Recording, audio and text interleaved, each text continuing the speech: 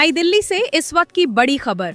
25 साल पुराने आईआरएस अधिकारी मामले में अब बड़ा खुलासा सामने आ रहा है। जांच में सामने आया है कि कथित छापेमारी को लेकर गंभीर सवाल उठे हैं और कार्रवाई की प्रक्रिया पर भी सवाल खड़े हो रहे हैं। सूत्रों के मुताबिक कुछ अधिकारियों की भूमिका जांच के दायरे में रही है और मामला अब 30 हजारी कोर्ट में अंतिम चरण में पहुंच चुका है।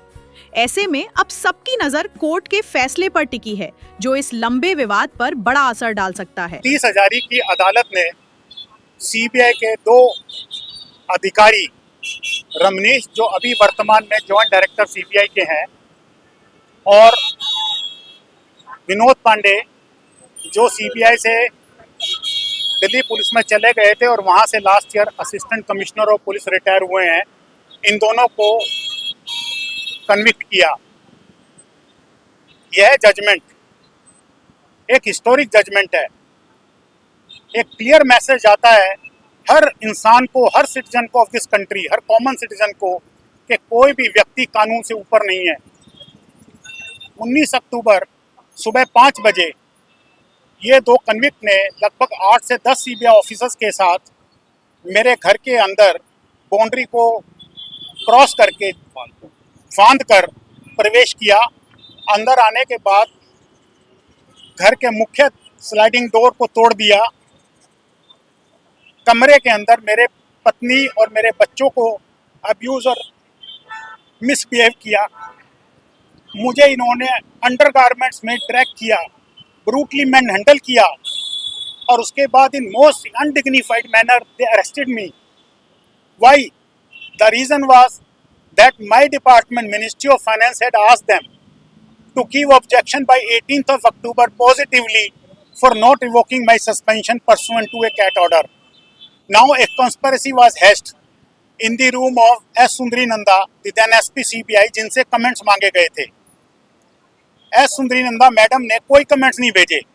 अपने चैम्बर में 18 अक्टूबर 2000 की शाम को उन्होंने सीबीआई ऑफिसर्स को बुलाया और ये एक बर्बरतापूर्ण काम करने के लिए आदेश दिया। जिस तरह से इन ऑफिसर्स ने मुझे, मेरी पत्नी और मेरे बच्चों को ट्रीट किया, ऐसे लगता था जैसे इन जानवरों के साथ व्यवहार किया जाता है। ये बड़े दुख की और दुर्भाग्य की बात है। इस जजमेंट से मेरी आस्था बनी है कि न्याय की प्रक्रिया धीमी जरूर हो सकती है, मगर चलती रहती है, और ये वही न्यायिक प्रक्रिया है जो बगैर किसी के दबाव के या बगैर किसी के प्रभाव के अपनी जजमेंट देती है। इस जजमेंट से बहुत सारे कॉमन सिटीजन को भी अपने राइट्स का पता लगेगा और हिम्मत आएगी। मैं एक आपसे प्रार्थना करना चाहता हूं कि ये कॉन्स्पिरेसी के तहत सारा काम हुआ। ये जो दो कन्विक्ट हैं, ये तो इन्होंने फील्ड में आके काम किया। इनके पीछे सीनियर ऑफिसर्स भी थे जो सीबीआई में थे। वो कौन लोग थे? जब तक उनको आइडेंटिफाई नहीं किया जाएगा, they are not brought to justice, तब तक ये न्याय पूरा नहीं होगा।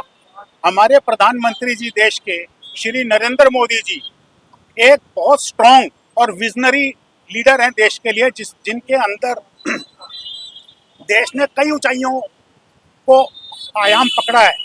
उन्हीं के तहत डिपार्टमेंट ऑफ पर्सनल ट्रेनिंग आता है, जिसके अंदर सीबीआई संस्था है। मेरी उनसे हाथ जोड़ के विनती है, सच्चाई का पूर्ण पता लगाने के लिए एक निष्पक्ष जांच कराएं, ताकि ये पता लगे इन कन्विक्ट्स के ऊपर वो कौन बड़े सीनियर अधिकारी थे जिनके आदेश पर यह कि बर्बरतापूर्ण असंवैधानिक काम हुआ। अंत में मेरी प्रार्थना है कि सत्यमेव की जीत हुई। धन्यवाद। आज मैटर जो था अशोक कुमार अग्रवाल से वीके पांडे, इसमें कोर्ट ने 10 दिन पहले इन दोनों मुलजिमों को गिल्टी हेल्ड कर दिया था। आज ये मैटर है, ये आर्गूमेंट्स ऑन सेंटेंस के लिए फिक्स था, पर इसी बीच में जब आर्गूमेंट ऑन सेंटेंस के लिए 12:30 बजे सुनवाई के लिए मैटर स्टार्ट हुआ, तो एक ये ऑप्शन आई गई कि हाँ, अगर मुलजिम जो है अपने कॉम्प्रोमाइज़ करना चाहते हैं या नहीं करना चाहते। इसके लिए कोर्ट ने हमें आधे घंटे का समय दिया, जिसमें अपोजिट यानी मुलजिमों के वकीलों ने हमसे बात करी। उसमें हमने अपनी टर्म्स बताई, क्योंकि हम 2014 तक सस्पेंशन में रहे, 38 दिन की कस्टडी में रहे, तो जो सज़ा है अगर वो चाहते हैं कि इस केस को ख़त्म करना चाहते हैं तो वो एक दूसरी बात है।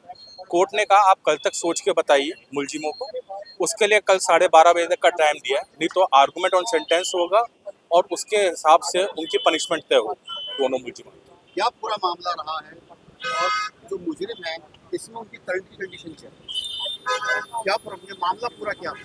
हेल्थ क्या करंट कंडीशन ऐसा है जिसमें जो अक्यूज नंबर 2 है रमनीश गिर, वो सर्विंग जॉइंट डायरेक्टर सीबीआई के, और जो अक्यूज नंबर 1 है वो है V K Pandey, he retired from Delhi police as per my knowledge. ये मैटर 25 साल 26 साल चला, बड़े उतार चढ़ाव देखे, कई बार हाई कोर्ट गया, उससे कई चीज़ों में सुप्रीम कोर्ट गए, वापस रिमांड बैक हुआ और उसके बाद फिर ये मैटर एंड में अब आके ख़त्म हुआ। तो अभी भी कल ये मैटर आर्गूमेंट ऑन सेंटेंस पे है, फिर ऑर्डर ऑन सेंटेंस होगा, उसके बाद पता चलेगा कि कोर्ट ने इनको कितने सजा दी।